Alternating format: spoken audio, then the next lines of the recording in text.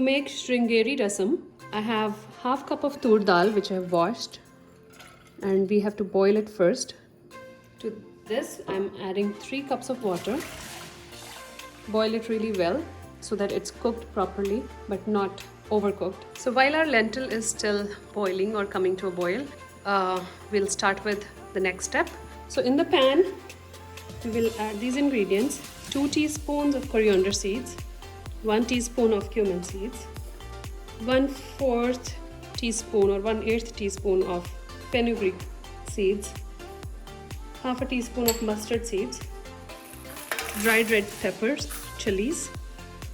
I have used Kashmiri red chilies for nice color, and also some hot peppers so that we also have a nice flavor.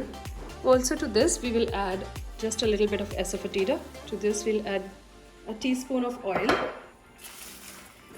and dry roast these ingredients.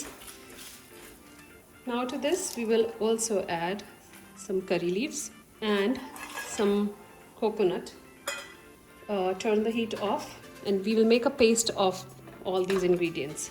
So the lentil has been boiling for about 15 minutes now, and you can see that it's cooked. I brought it to a boil and then cooked it on low heat for 15 minutes, and now I have increased the heat again. So using the same pan again in which I roasted my dry ingredients, I am going to strain the water from the lentil. To this we will add the paste that we made. This is the paste, and I'll add the paste to it and bring it to a boil. To this we will add tamarind pulp. Now we'll add some salt to it. I've used half a teaspoon of salt and half a teaspoon of brown sugar. Give it a mix.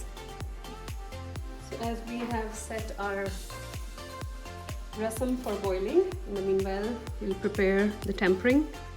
We'll take 2 tablespoons of ghee or clarified butter, and to this we will add a teaspoon of mustard seeds. We'll wait for it to crackle. So this is ready. Pour the tempering in it.